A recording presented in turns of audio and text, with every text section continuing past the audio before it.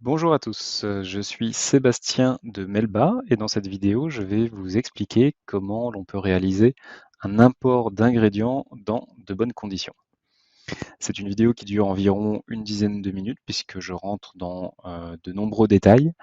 Elle est dédiée à tout le monde, aussi bien aux personnes qui sont assez peu familières des fichiers Excel, puisque c'est à partir d'Excel qu'on va faire des manipulations pour importer de la donnée, comme à ceux qui ont des connaissances avancées, puisque je rentre dans des détails assez fins de l'utilisation du logiciel.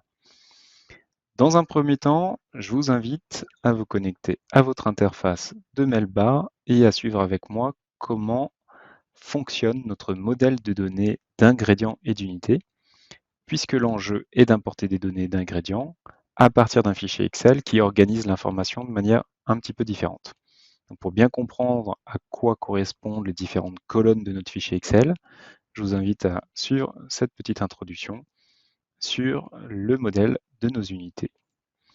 Donc à partir du tableau de bord, je me rends dans la vue des articles. Je vais choisir ici le premier ingrédient qui est l'abricot.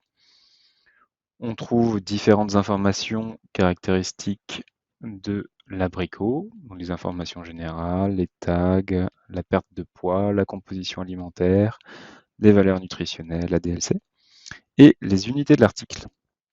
Alors, sur FoodMeUp, sur Melba, ce qui est unité est très personnalisable. C'est quelque chose de très intéressant. Vous pouvez créer toutes les unités que vous souhaitez, donc employer celle du système international.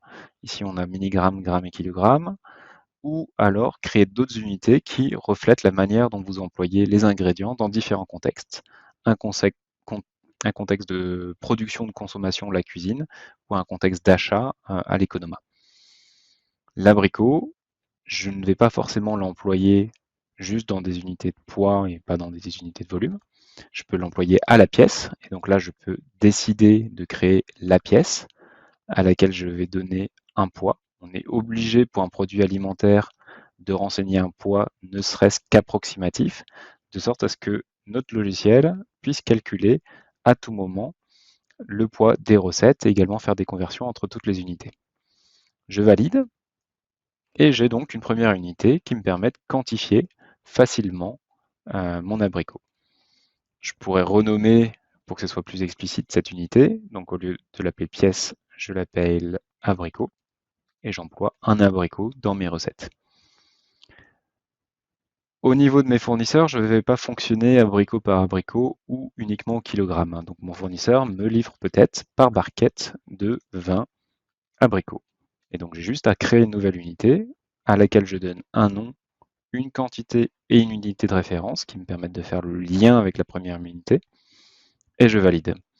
Je peux désormais utiliser la barquette dans n'importe quel contexte. Donc soit placer des barquettes d'abricots en labo depuis l'économat parce qu'un certain nombre de barquettes sont nécessaires pour la réalisation de mes recettes, ou alors je peux commander directement des barquettes.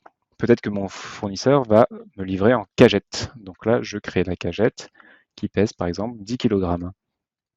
Et bien, de la même manière, je crée une autre unité qui peut être utilisée dans un autre contexte. Donc de cette manière, on crée des unités totalement personnalisées qui reflètent les usages d'utilisation des ingrédients dans les différents contextes de production ou d'achat. C'est une première étape avant un import. Une deuxième étape consiste à comprendre comment sont structurées les informations d'achat. Donc ici, je peux ajouter un coût d'achat et établir que mon fournisseur va me livrer par cagette un coût d'achat qui peut être exprimé, par exemple, en kilogrammes. Donc j'achète des cagettes d'abricots à 2,04 € le kilogramme auprès d'un fournisseur et ça peut être, par exemple, Métro. J'ajoute mon information d'achat et donc désormais, je serai en mesure de passer des commandes auprès de Métro et mes commandes pourront être arrondies automatiquement à l'unité élémentaire que le fournisseur comprend, c'est-à-dire la cagette, tout en conservant un coût d'achat exprimé en kilogrammes. C'est la base, pas besoin de savoir beaucoup plus de choses au niveau de notre interface pour progresser de manière confortable dans l'import des ingrédients. Prochaine étape, rendons-nous dans l'import des ingrédients. Je clique ici sur la roue crantée, paramètres, importer depuis un fichier. On arrive sur un écran qui nous permet de glisser-déposer des fichiers. Je vous invite également à cliquer sur le lien vers le fichier exemple pour le télécharger. C'est le fichier qui contient la structure cible qui va rendre plus facile l'ajustement de vos données pour qu'elles soient comprises par notre interface. Et enfin, cliquez sur le petit macaron Aide en haut à droite, puis sur le lien contenu dans la petite bulle pour accéder à notre Help Center. Notre Help Center contient différents articles pour vous aider dans votre progression sur Melba, notamment cet article dédié à l'import. Donc, il vous explique que notre fichier contient jusqu'à 17 colonnes qui permettent d'importer tous les détails nécessaires à un bon fonctionnement sur notre plateforme. Une ligne représente un produit. Les données sont créées ou mises à jour, c'est-à-dire que vous pouvez utiliser l'import pour mettre à jour successivement des données, les enrichir. Vous pouvez également tout effacer et recommencer si le résultat ne vous convient pas. Pour bien réaliser votre import, répétez l'introduction que j'ai effectuée sur le modèle de données, la compréhension du système des unités. Cela va vous permettre de bien comprendre comment renseigner les colonnes de notre fichier Excel. Vous pouvez obtenir du détail sur le système des unités en cliquant également sur cet article. Utilisez le fichier exemple en conservant la validation. La validation, c'est un ensemble de règles qui ont été introduites dans le fichier exemple que vous allez télécharger et qui vont garantir que votre donnée est valide. Donc en partant de votre fichier Excel original, vous allez devoir faire des adaptations, puis coller toute la donnée en valeur, c'est-à-dire d'une manière particulière que je vais présenter par la suite, pour conserver la validation dans le fichier cible et obtenir de nombreux retours de l'interface d'Excel qui vont vous faire comprendre si votre donnée est valide ou pas. Le détail des colonnes est également listé. Un code interne, une désignation, une catégorie, des allergènes, un type de produit, un rapport poids net poids brut, des unités et des informations d'achat. Rendons-nous désormais dans un exemple de fichier d'import. Me voici dans un fichier client à retraiter. L'objectif est de l'adapter à la marge pour qu'il corresponde à peu près à la structure de notre fichier cible, le fichier exemple que l'on a fourni. Donc je vais dans un premier temps modifier à la marge ce fichier, puis lui ajouter les colonnes de notre fichier exemple afin d'envoyer le contenu que l'on voit sur cet écran dans notre fichier cible, le fichier exemple. Donc je trouve ici un code, une désignation, un prix par conditionnement, un prix par unité, ça m'intéresse. J'ai également une catégorie qui n'est pas sous la forme d'une colonne. Je vais devoir retraiter cette information, des informations de stock et des en-têtes qui ne m'intéressent pas. Tout ça doit arriver dans notre fichier cible exemple. Donc on trouve toutes les colonnes décrites dans l'article du Help Center. Vous avez des infobulles qui les présentent. Tout cela est répété dans l'onglet des instructions. Et on y va, on doit transposer ici tout ce que l'on a dans notre fichier source.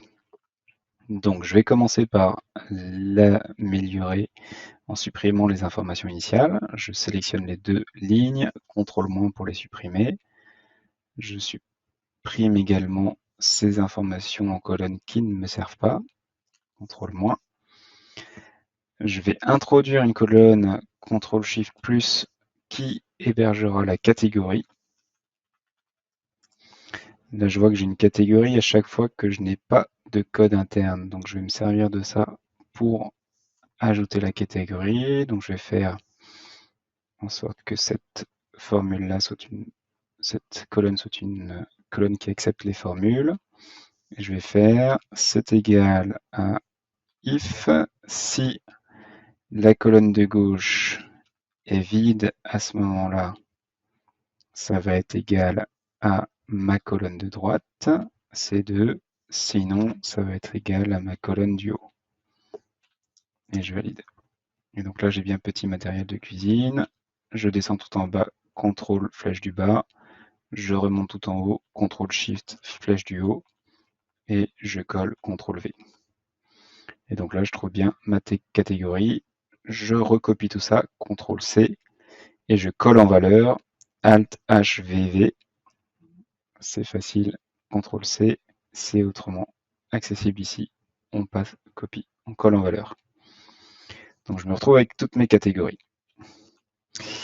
Ensuite, je veux manipuler cette liste plus facilement. Une autre astuce, c'est de faire CTRL-L dans une ligne, dans une colonne qui possède tout le temps des informations. Ça va sélectionner l'intégralité de la table. Donc CTRL-L, je dis oui, ma table contient des entêtes, headers, OK.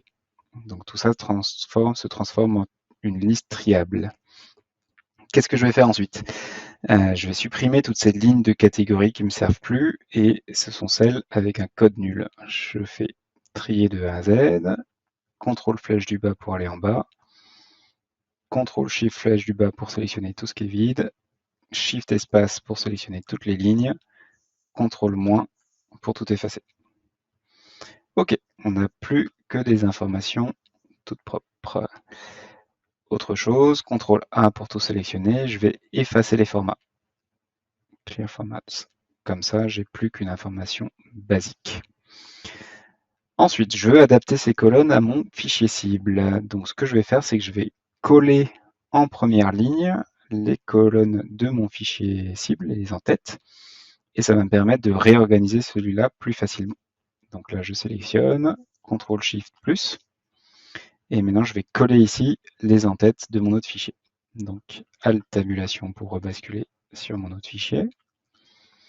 CTRL SHIFT flèche de droite pour sélectionner les en-têtes, CTRL C pour les copier, Alt tabulation pour rebasculer, et là de nouveau, je colle en valeur. Qu'est-ce que je vois? Je vois que la désignation, la catégorie sont inversées. Bon, je vais inverser également, comme ça ce sera cohérent. Hop.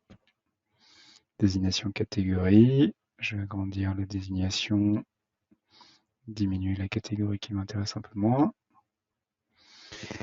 Là, j'ai trois colonnes un peu particulières. Donc le prix par conditionnement, le conditionnement et le prix par unité.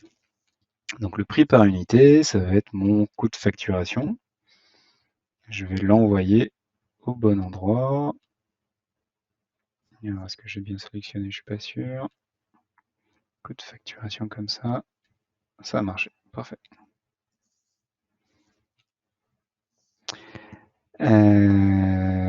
J'aurais pu étendre également mes colonnes. Je vais faire ça. Donc là, je vois que j'ai jusqu'à colonne V sur ma table.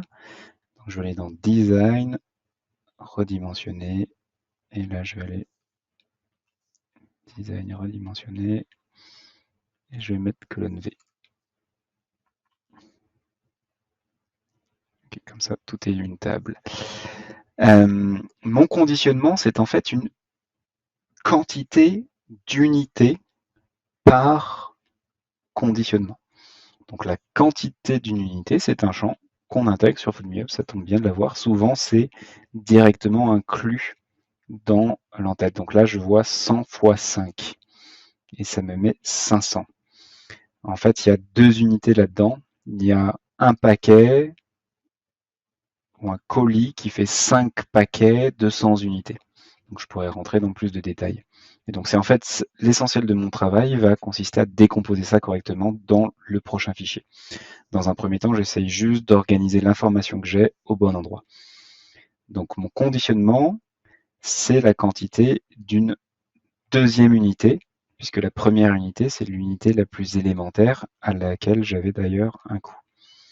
Donc je vais déplacer ça au niveau de ma quantité numéro 2. C'est ici normalement. Hop. Conditionnement, quantité numéro 2. C'est bien ça. J'ai ici un prix par conditionnement, j'ai un prix par unité, donc ça ne m'intéresse pas trop. Je vais conserver cette colonne pour les allergènes et je vais effacer tout ça. Et donc là, je observe bien que mes prix sont conservés.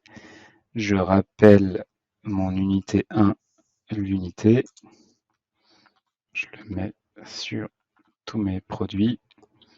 J'appelle mon unité de le colis. Je le mets sur tous mes produits. Le colis fait un certain nombre de fois l'unité 1 qu'on a appelé unité. Je fais ça. Et le prix de mon unité, c'est par unité de facturation l'unité. C'est facile. Je colle tout. Et le colisage, c'est mon colis. Le colisage, c'est l'unité minimale que pratique mon fournisseur. Donc j'ai tout ça. Les données sont a priori correctes. Je sélectionne tout, CTRL A, CTRL C, et je me rends dans mon fichier cible. Je me rends en première colonne, en première cellule, et là je vais coller en valeur, toujours, pour préserver la validation. Je colle, et je me retrouve avec toutes mes données, telles qu'il le fallait, et des informations qui m'indiquent s'il y a ou pas des erreurs de validation. Première étape terminée. Qu'est-ce qui me pose problème ici? J'ai un fournisseur obligatoire si le colisage est renseigné. Donc je vais renseigner le nom de mon fournisseur. Ça aurait été mieux de l'avoir dans le fichier de départ, mais c'est pas grave. Je dis que c'est métro partout. OK. J'ai plus d'erreur, donc on est bien. Je pourrais dire qu'il y a un code de ce produit pour ce fournisseur. Je n'en avais pas au départ, je laisse tel quel. Et je me retrouve ici avec des quantités qui sont en erreur. Pourquoi? L'unité est rapportée à une unité de poids ou de volume standard.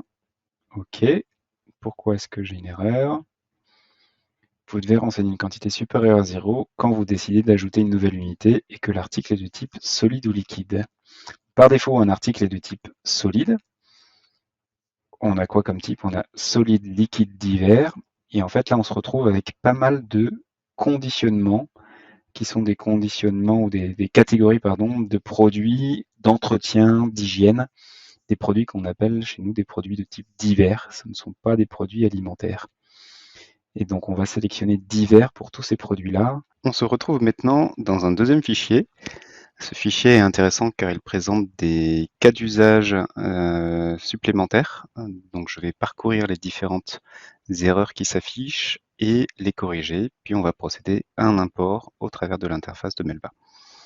Donc, dans un premier temps, je remarque qu'il y a des formats différents. Donc, je sélectionne tout et je supprime les formats pour apporter plus d'harmonie dans les données. Je vais procéder de la même manière qu'avant. J'introduis une ligne en haut.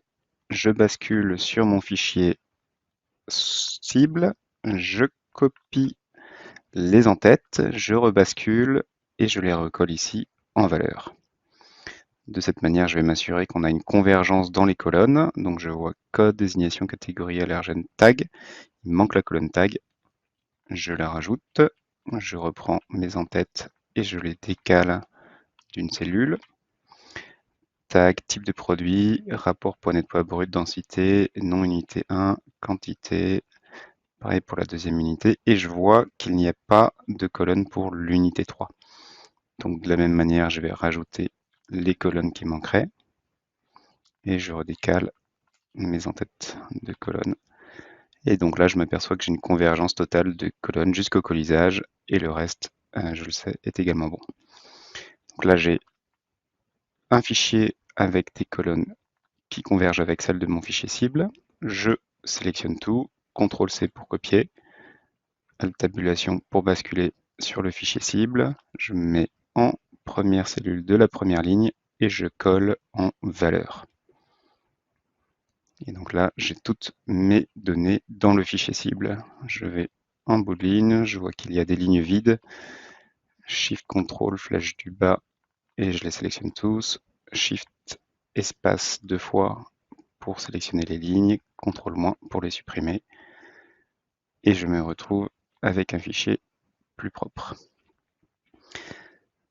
Qu'y a-t-il comme problème dans ce fichier? Donc on a tout un ensemble de petits triangles rouges qui nous alertent sur les erreurs.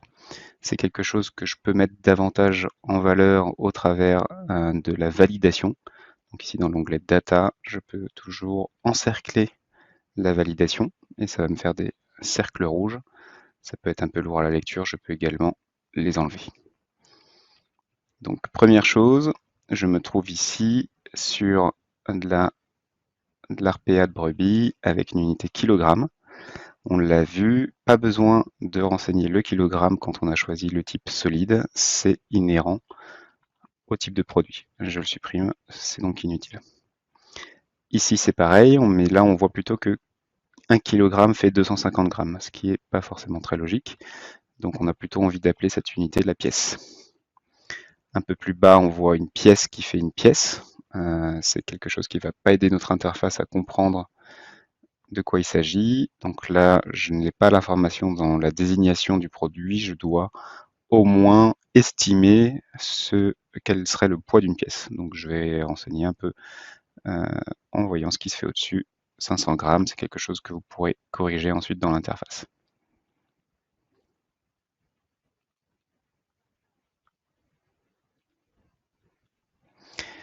Alors ça, ce sont les corrections basiques d'unité.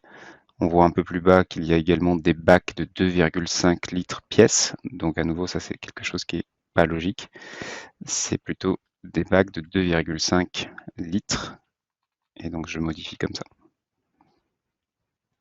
Et donc je copie cela et je le mets jusqu'en bas.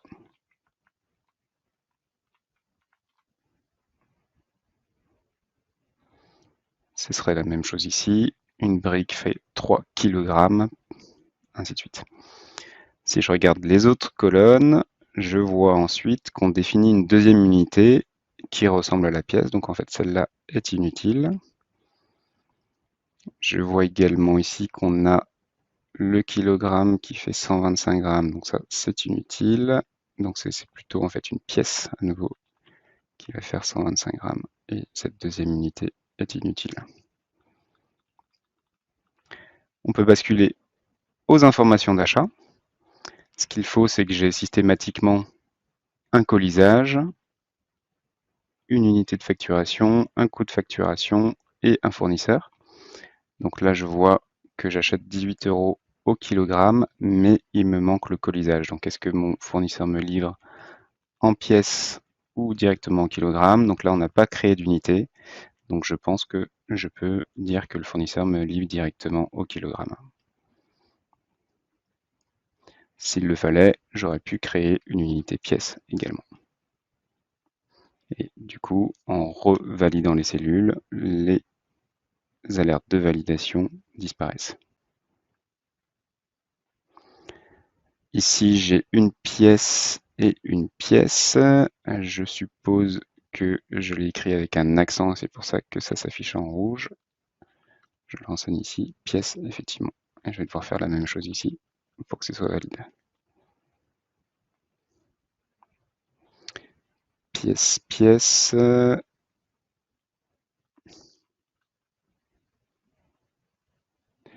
Alors, c'est pas le cas. On va regarder quelles sont les unités qui ont été créées.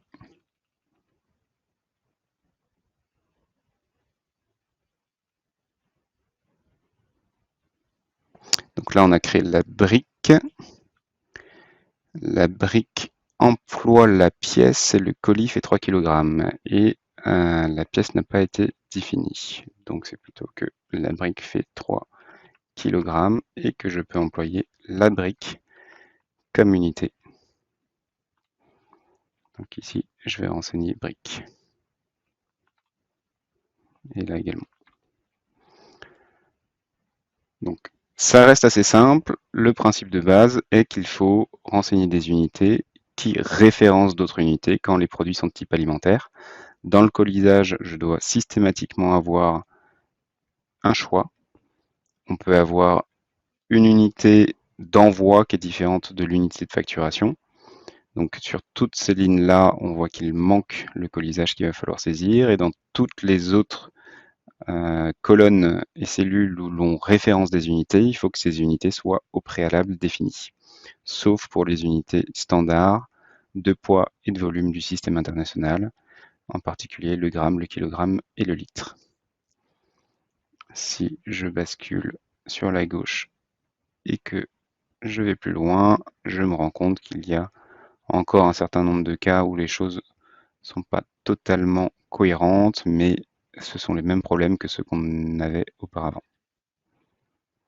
Voilà, donc par exemple, un colis ne peut pas faire 300 pièces si l'on n'a pas défini ce qu'était la pièce auparavant. Et donc, dans un cas comme ça, il faut commencer par la pièce qui va faire environ 300 grammes et dire un colis fait 300 pièces, si on le souhaite. Dans le cas d'un article divers, donc là ça aurait été pour un article solide, dans le cadre d'un article divers, on peut commencer directement par une unité pièce qui n'a pas de poids. Et donc là on aura la pièce et un colis de 300 pièces. Et cet article de type divers, biscuit spéculoos, eh bien je ne connaîtrai pas son poids. Alors là c'est contre nos recommandations, c'est un biscuit, c'est un solide, donc on doit lui donner un poids. Un biscuit spéculoos, ça fait quoi? Ça fait 20 grammes. Donc c'est quelque chose qu'on va estimer. Ça permettra d'avoir une valeur de poids totaux des recettes juste. Et donc vos calculs d'informations nutritionnelles pour 100 grammes seront également justes. On arrive un petit peu au bout, il y a un certain nombre d'erreurs qui subsistent et on va voir en fait que ces erreurs vont être remontées via l'interface lors d'un apport pour vous permettre d'affiner les données et d'importer tout de manière confortable.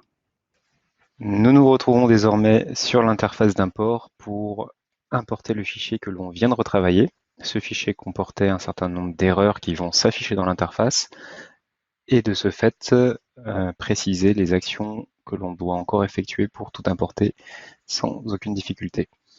Donc sur cette interface, je peux soit cliquer sur naviguer pour chercher mon fichier, soit glisser-déposer mon fichier directement.